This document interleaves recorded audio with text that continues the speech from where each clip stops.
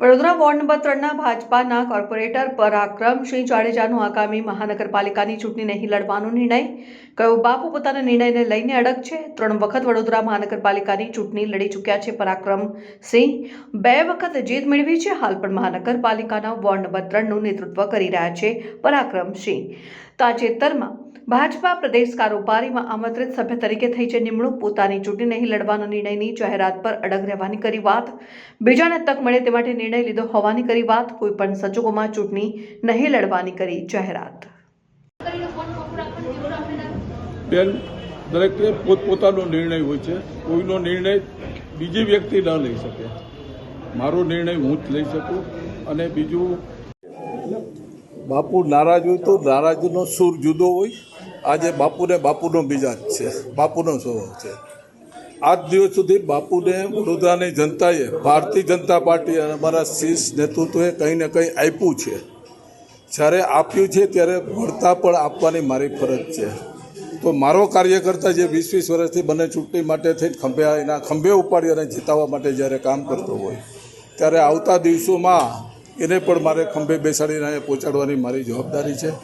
અને એટલા માટે થઈને જ મિત્રો, જ્યારે ચોમાસામાં વરસાદ આવે એટલે જૂનું પાણી જાય છે, નવું પાણી આવે છે। ભારતીય જનતા પાર્ટીની પણ હંમેશાની પ્રણાલી પ્રમાણે નવા કાર્યકર્તાઓને અમે ઊભા કરતા હોઈએ છીએ। અને આ કાર્યકર્તાઓ માટે જગ્યા આપવા માટે થઈ અને મેં આજે મારો મેસેજ આપ્યો છે મિત્રો।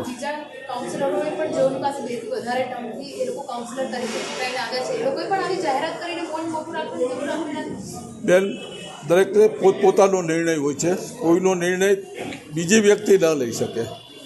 મારો નિર્ણય હું જ લઈ શકું। અને બીજું, હું ઈશ્વરને પણ ખૂબ આભાર માનું છું અને પાર્ટીનો પણ આભાર છું। મારી લાયકાત, મારી જરૂરિયાત અને મારી કેપેસિટી કરતાં અનેક ગણું ઈશ્વરે પણ મને આપ્યું છે અને પાર્ટીએ પણ મને આપ્યું છે। તો એમાંથી કંઈ ને કંઈ મારે પણ વળતું આપવું જોઈએ। આ વળતા આપવાની ભાવના માટે થઈને તેમને જાહેરાત કરી છે। ચલો બાપુ, પાર્ટી બેનજી, હંમેશા રાજપૂત અડગ હોય છે ને એક નિર્ણયવાળો હોય છે। અમે રાજપાટ આપ્યા છે તો હવે આ તો નરેન્દ્રભાઈ કાયમ કહેતા હતા 5 વર્ષની સીટ છે, તો આની અંદર બીજો પ્રશ્ન જ નથી। હું આજીવન ભારતીય જનતા પાર્ટીનો કાર્યકર રહેવાનો જ છું અને કાર્યકરથી મોટું સાંસદ નહીં, અમારા મિનિસ્ટરે પણ કાર્યકરથી નાના છે મિત્રો।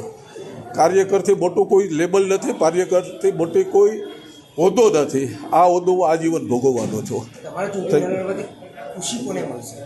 મારા અનેક લોકોને આનંદ પણ થશે કે ભાઈ ચાલો, પાર્ટીની અંદર જે આપણો શિરસ્તો છે એવો શિરસ્તો કોઈને કોઈ, મારી જ પહેલાં મારા સિનિયર ધારાસભ્ય જીતુભાઈ સુખડિયાએ પણ ભૂતકાળમાં આવી જાહેરાત કરી હતી અને એની જ જગ્યાએ યુવાનને તક મળી છે। એવી જ રીતે કોઈને કોઈ યુવાનને તક મળશે અને તમામને પોઝિટિવ નિર્ણયથી ખુશી પણ હોય છે।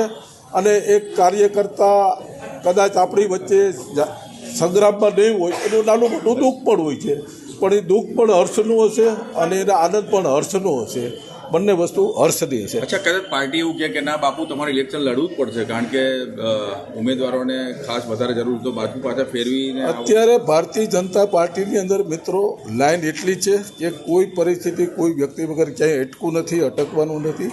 એટલે આ મનના તબક્કા નહીં કરીએ। અત્યારે એક કહેતા 100 લાઈનમાં ખડા છે। થેન્ક યુ મિત્રો, થેન્ક યુ।